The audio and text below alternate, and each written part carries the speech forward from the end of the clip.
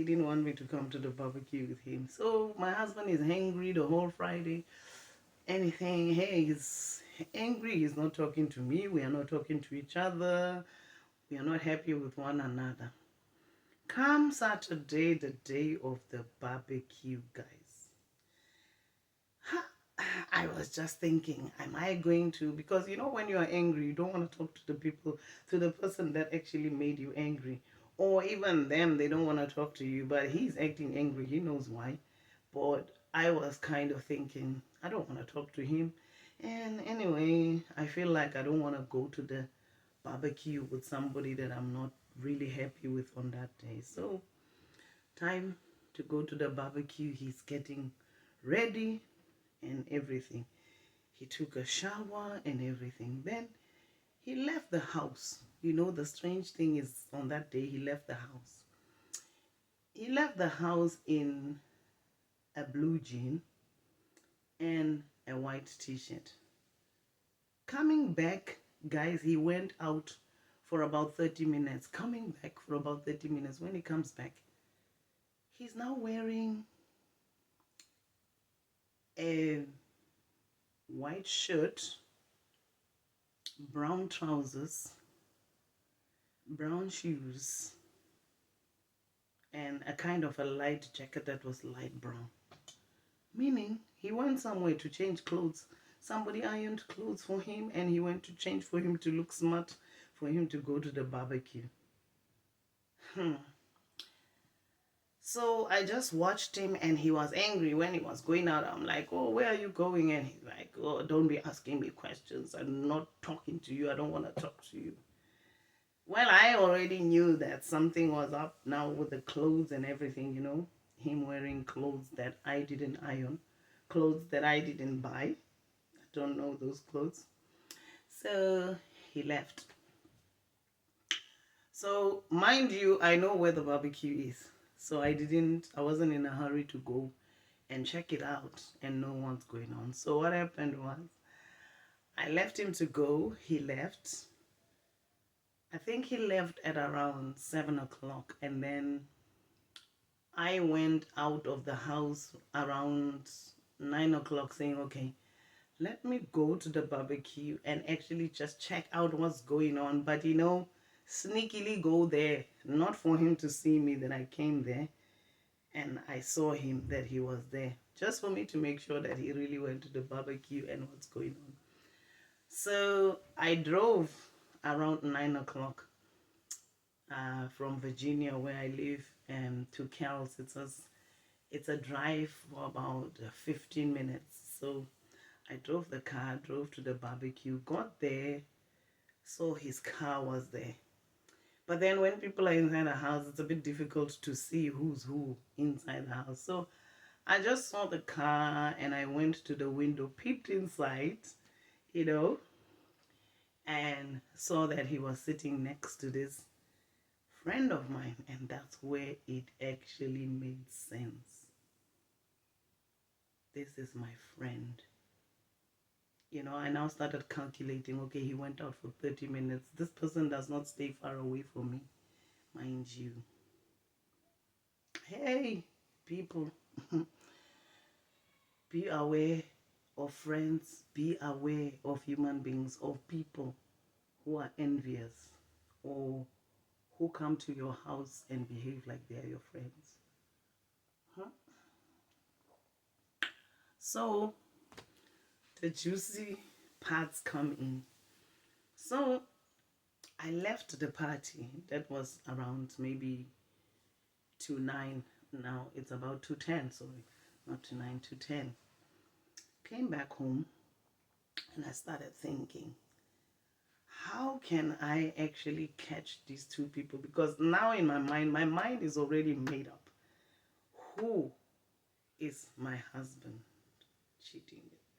So now I'm thinking to myself, how can I catch them today? But when I went and I checked, I realized that my friend had another friend of ours that went with the two of them.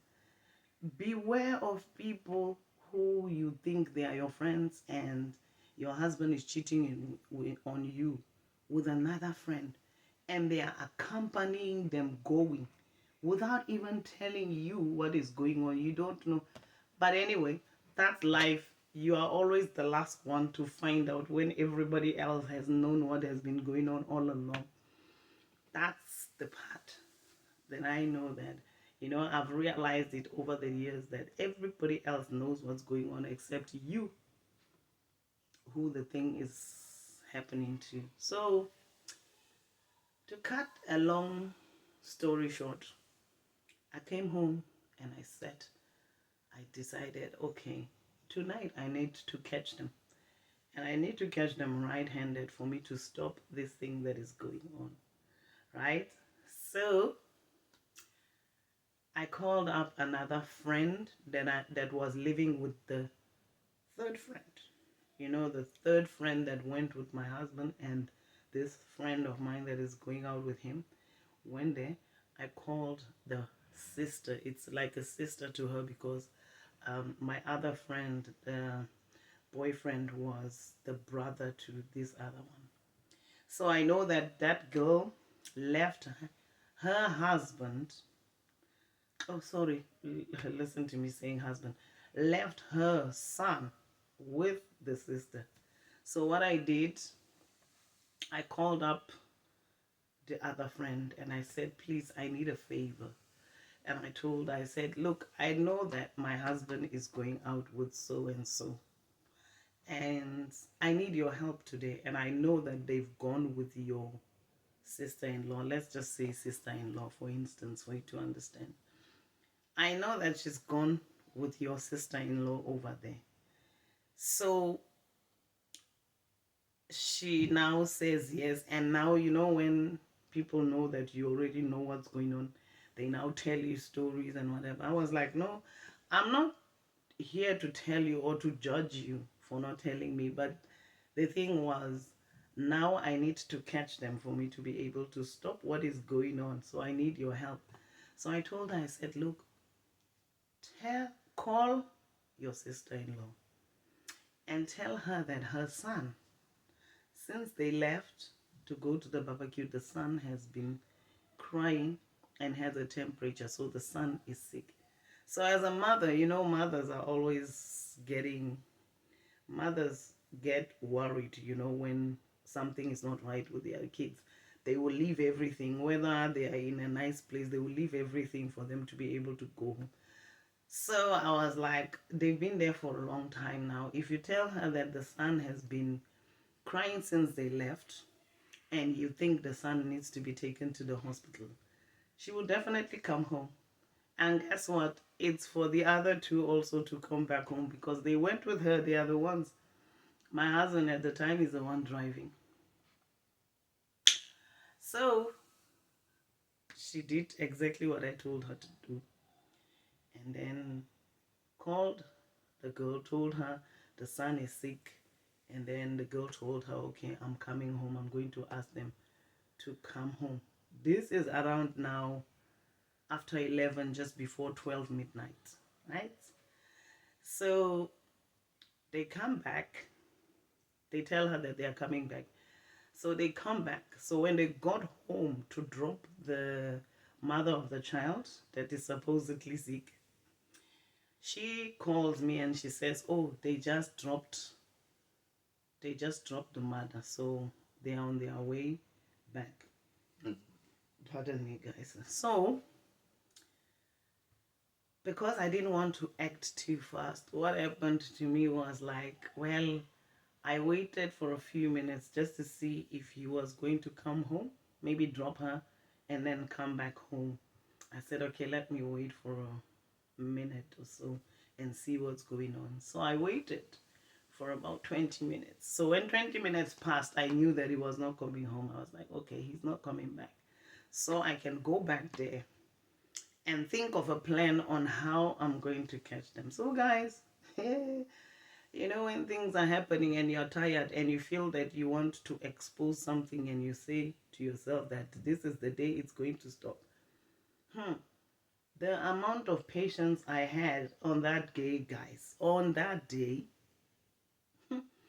on that day, guys, I was like so patient. I was like, I need to catch these people and I need to make sure that they are caught red-handed. For none of them to even say, no, this is not true. So I drove over to her house and I saw that the light was still on. So I just parked my car outside and pressed the pin code to go into the yard. They live in apartments, but for you to be able to go in there, you need to have a code for you to be able to come in. So we know the code because she's my friend. Like, you know, this is somebody that comes to my house, that eats with me in the same plate, that I trust, that I call my sister, that I think that she can never do such a thing, you know? So I went into the place. When I went in, I checked the car and I saw his car was still there. It's like, okay, let me wait outside and think on how I'm going to do this well. So I decided, while I was sitting there thinking, I said, look, if I go there now and I knock and they are not sleeping yet, they are going to have an excuse to say nothing happened. You are just accusing us, you know. So I had to be patient on that day, guys, and boy, was I patient. 12 midnight, 1 a.m., the light is still on. Finally, around 1:30 a.m. in the morning, the lights go off. So as the light is going off at 1:30 in the morning, I'm like, yeah, they are going to bed, but let me wait a little bit, you know. I waited a little bit for another 30 minutes. So now, guys, it's 2 a.m. in the morning. They're sleeping. And I went inside the yard. So, you know, when people are doing things, they are even very careful. She even locked the place where the door that they never lock, she locks it to make sure that nobody is able to come in there, you know, or say anything. So what I did, I knocked. There was a window next to the door. So I could see the light was on there, and I knocked on the door and I said to the guy, please, would you be able to open for me? I forgot my key. Just pretended to be the girl upstairs. And he said, no problem. So he opened his door and opened the door for me, and I went in and I knocked on the door. I knocked on the door and she came to open the door. And before she opened the door, she was like, who is it? And I said, it's me. Oh my God. I could actually feel how she froze hearing that it was me. And she paused a little bit. And I think she now went to tell him to come out of her bedroom, to go to the other bedroom for them to pretend that he was probably drunk and he now slept there because he couldn't drive home. Mind you, that story, I've been hearing it. You couldn't drive to come home where it's 5 minutes drive, but you were able to come from Kells to Virginia, you know, that took um, only about 15 minutes. You were able to do it. If you can do 15 minutes, you can still do 5 minutes to come home. So I could hear the doors now opening and closing because he was going to the other room. And then, because she took long to open, because I think she was still thinking, should I open, should I not? I started banging on the door and I said, open this door. I need my husband to get out of your house. Because I was mentioning husband, she opened very quickly.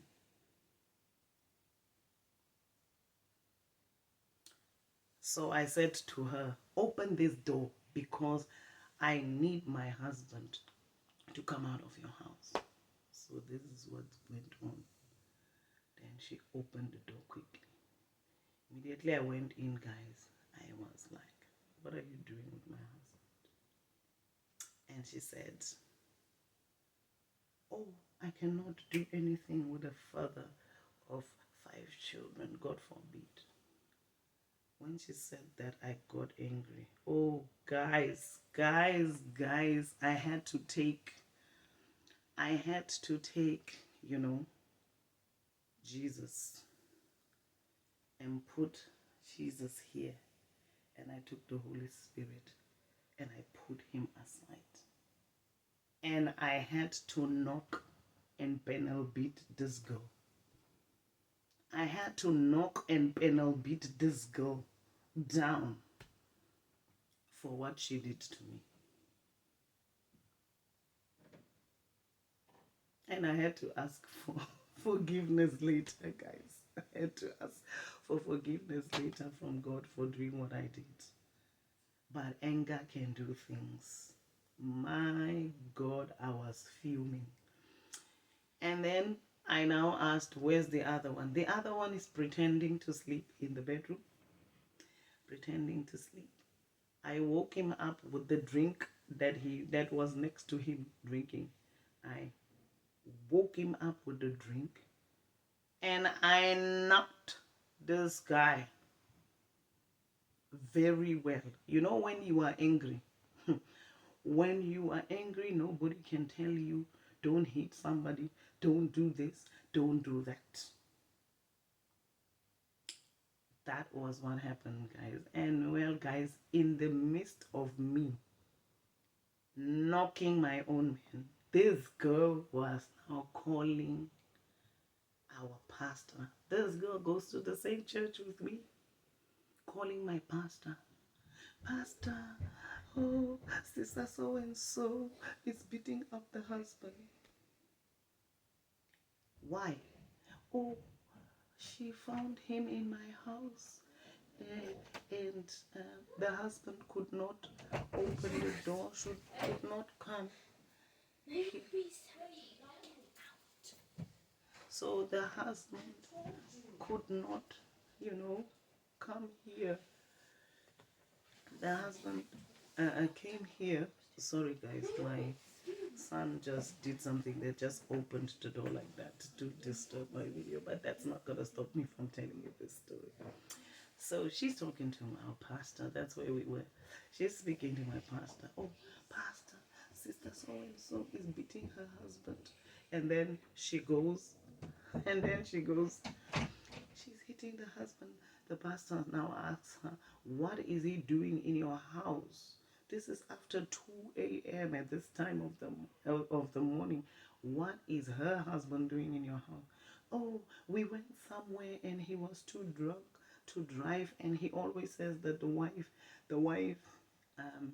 wife gets angry with him and shouts at him when he comes home drunk, so he doesn't go home. And then the pastor was like, so this is not the first time that it happens, that every time you go somewhere with him and he gets drunk and he comes and sleeps in your house. And the pastor says, why do you go with somebody else's husband to places where he's not going to with the wife, and then conveniently has to sleep in your house?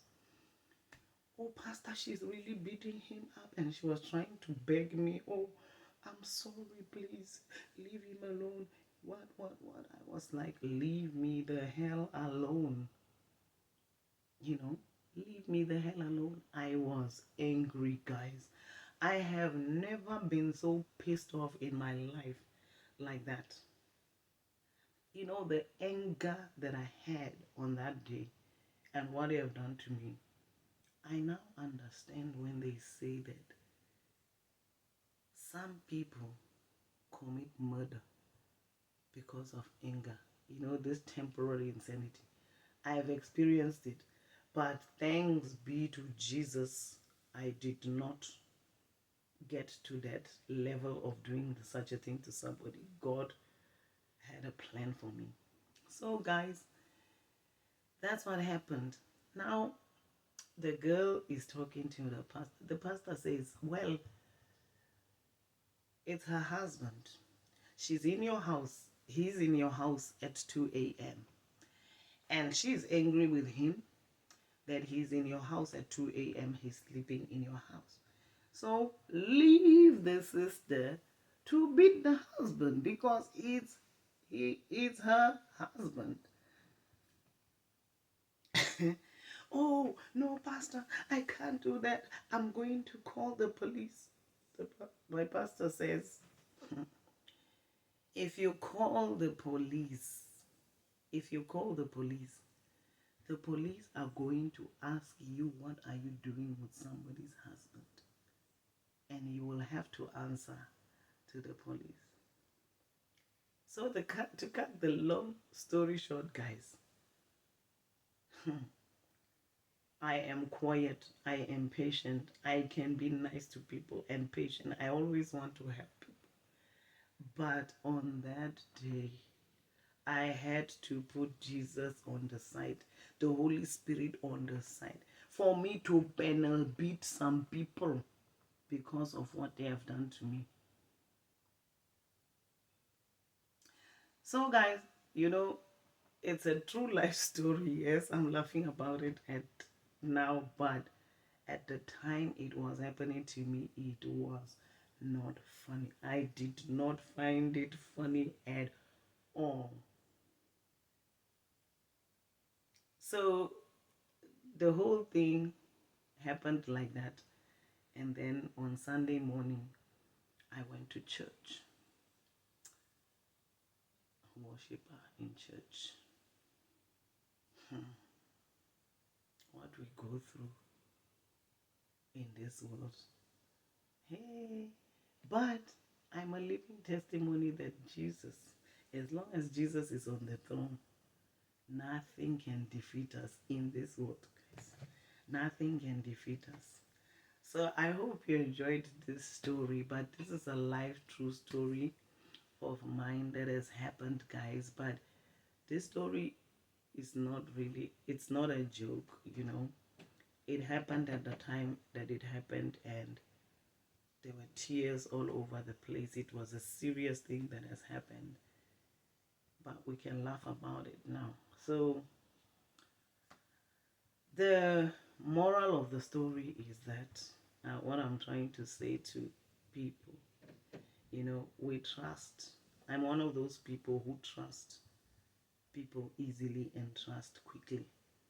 And I'm always one of those people who likes to help and love people around me. But when you are like that, guys, the moral of the story is when you are like me, people take you for granted. People take advantage of you. There are things that they will do to you and they think that they can get away with it. And they will do to you, and if you don't stop them, they will keep doing it to you. So the moral of the story is have boundaries. No matter how good and nice you are, set boundaries for the people around you. Every relationship needs boundaries, whether friend, whether mother, whether father, whether family, whether sister, whether husband. It needs boundaries, guys, because people take people for granted. People take advantage of other people, take advantage of your goodness and the things that you do. You know, another thing that I have learned is that sometimes Christianity as well can make us stay in this kind of relationship. When somebody does something like this to you, they are emotionally abusing you, and we stay with them because of Christianity, and all in the name that I'm a Christian. I need to hold on. I need to be patient. I need to be a Proverbs wife in all this. So lots of women have died in these situations. Some women have committed suicide. Some women have died. Some women have killed their partners or killed other people because of these kind of things. So guys, I hope that you guys have enjoyed my story. The next story I'll be telling you, I'll be chit-chatting with a friend of mine. I will introduce her when I bring her. I'll be chit-chatting with her. I'll be telling her stories. We'll be having some stories that we are talking to her about. She's a woman of God. She's born again. She's a born again Christian. My God, this woman is powerful. And whenever I call upon her to come for our chit chats, you people will love it because she will contribute and she will teach us from the moral of the stories I tell her. She will come with her experiences and give us advice on how to go about these kind of things that are happening in our lives. She's born again. She has studied. She's a pastor. She has studied for pastoring. She's a pastor. So we will be getting advice. So from time to time, I'll be chatting with her, telling her true life stories. She will be asking questions and she will also be giving advices. And she will be telling us about the morals of the story. Until next time, guys, hope you enjoyed my story. Ciao, ciao. Love you all, guys. God bless you.